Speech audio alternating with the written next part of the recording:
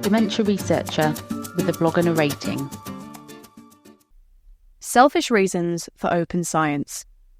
There are many good reasons for open science. Noble reasons, selfless reasons. It is to academia as the code of chivalry was to the knights of old, or at least the ones in the movies. It is designed to make the research process more transparent using pre-registration and open resources to aid the battle in making our research more honest and reproducible. But it also takes a lot of time, energy, and resources.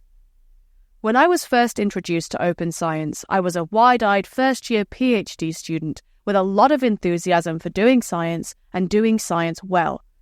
But the more I engage in these practices, the more I realise that pursuing open science is also about self-interest. Thusly, I'd like to dedicate this blog not to the noble, but instead to all the selfish reasons you should implement open science so that you, like me, can be a rebel. Number 1. Pre-registration makes me feel faster than Sonic the Hedgehog on a speed boost. Pre-registration is the practice of stating your rationale, methods, and hypotheses before you begin data collection or analysis. You can do this on free servers like the Open Science Framework, which gives you free rein to upload either incredibly structured outlines or more free-form narrative explanations of your intentions. A common pushback I see to this process is that it takes a lot of time and energy to do.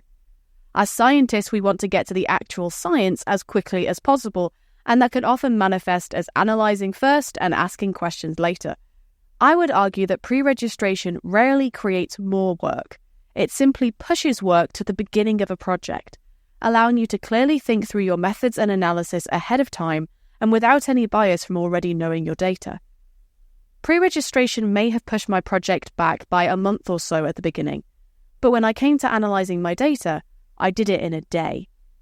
I had been working on the code ahead of time to fit with the pre-registration, so by the time my data collection was complete, all I had to do was press run.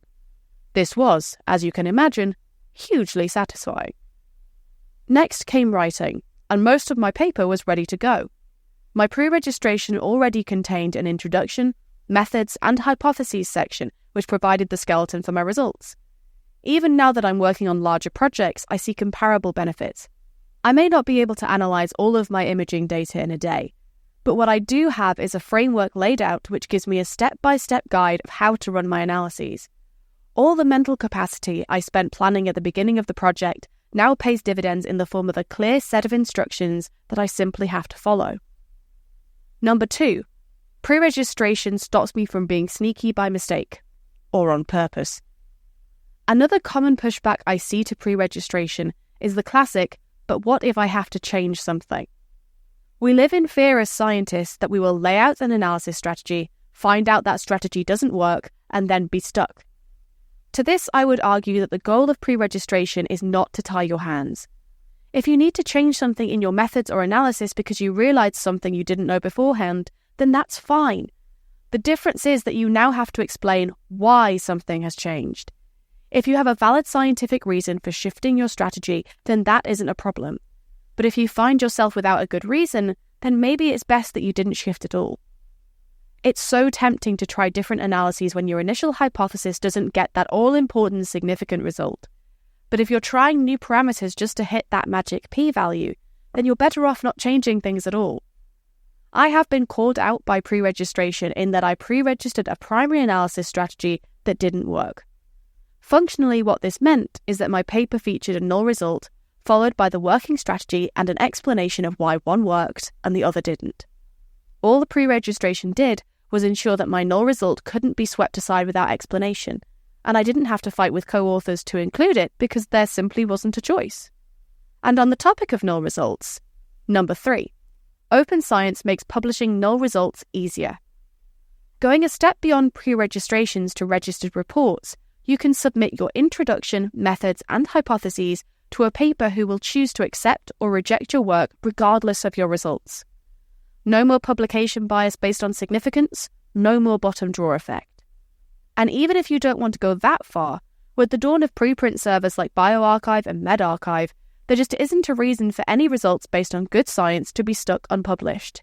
You can bypass the journals and still get your work out there. You can even do it for free. But that's not all that comes as a free perk with open science. because getting your work out there can also mean getting your data and code out there. So we reach number 4, free sanity checks. A lot of people, and by that I mean me, worry that we've made mistakes in our analyses. And I think a lot of the fear of making our materials openly available is that someone will find one of these mistakes. This may seem terrifying, but in actual fact is exactly what we want.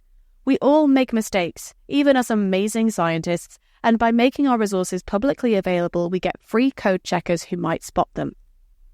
There are countless noble reasons to engage with open science. Scientists who pre-register, make their resources openly available, and talk transparently about their research to other academics and the public are the shiny knights of academia.